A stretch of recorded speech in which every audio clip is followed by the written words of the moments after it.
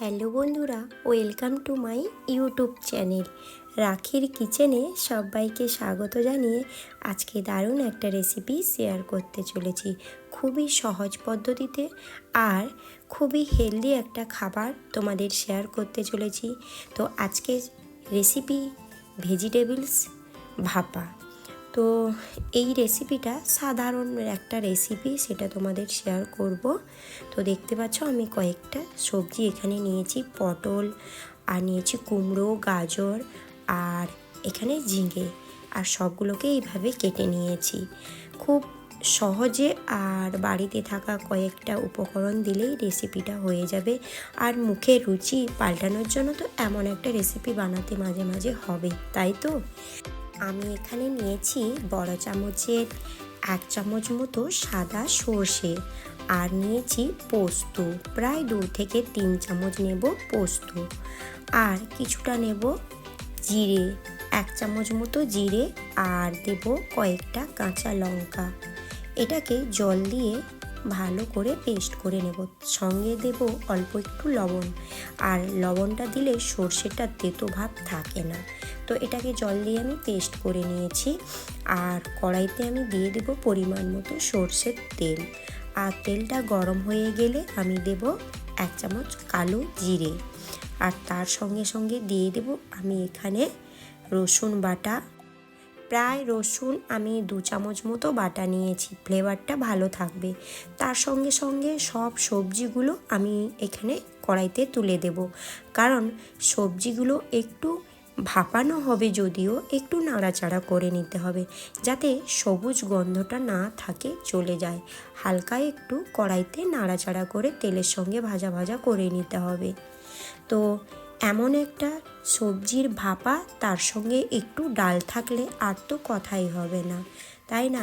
সম্পূর্ণ নিরামিষ পদ্ধতিতে বানাতে চাইলেও বানাবে। আমি এখানে পেঁয়াজ নিয়েছি আর রসুনটা নিয়েছিলাম। তো যাই হোক, এখানে দিয়ে দেব আমি আদা বাটা আর কুচিয়ে রাখা পেঁয়াজ।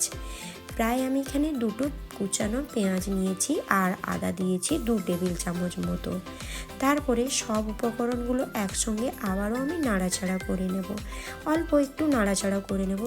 দেখতে পাচ্ছ সবজিগুলো একটু জীর্ণ হয়ে গেছে। এরপরে পরিমাণ মতো লবণ, হলুদ গুঁড়ো, কাশ্মীরি লঙ্কার গুঁড়ো, আমি এখানে দিয়েছিলাম কাঁচা লঙ্কা বাটা, আর তার সঙ্গে দেব কোরানো নারকেল। যেহেতু আমি কাঁচা লঙ্কা বাটা করে নিয়েছিলাম পোস্তর সঙ্গে, তাই আমি ঝালটা বেশি দেব না। চাইলে তোমরা কিন্তু গোটা কাঁচা লঙ্কা দিতে পারো। ব্যাস, এরপরে ওই বাটনাটা দিয়ে দেব। তারপরে এই যে পরিমাণ মতো জল দিয়ে দেব, আর জল দেওয়ার পরে একটু সব উপকরণগুলো এইভাবে মাখিয়ে নিতে হবে। আর গ্যাসের ফ্লেমটা লোতে রেখে ঢাকনাটা দিয়ে দিতে হবে। তোমরা সবজির পরিমাণ কম করতে চাইলেও কম করো, যেটা পরিমাণ মতো করবে। আমি এখানে অনেকটা সবজি নিয়েছিলাম, যেহেতু অনেকে খাবে তাই অনেকটা সবজি নিয়েছিলাম। যাই হোক, গ্যাসের ফ্লেমটা লোতে রেখে এটা রান্না করেছিলাম। তো দেখতে পাচ্ছ খুব কম সময়ের মধ্যে রান্নাটা কিন্তু হয়ে যাবে। আর কিছুটা দেব উপর থেকে ধনিয়া পাতা কুচানো, আর পরিমাণ মতো ঘি। আর এখানে বলেছি তোমাদের পেঁয়াজ রসুন না দিতে পারো, অ্যাভয়েড করে যেতে পারো, তো সেটাও ভালো লাগবে। ঘির পরিমাণটা একটু বেশি দেবে, ফ্লেভারটা খুব সুন্দর আসে, খেতেও ভালো লাগবে। ব্যাস, একদম রেসিপিটা আমার রেডি হয়ে গেল। আর তোমরাও এমন একটা রেসিপি একদম মিস করো না। যে কোনো ভেজিটেবলস দিয়েই এটা বানাতে পারো, ভেজিটেবলস ভাপা।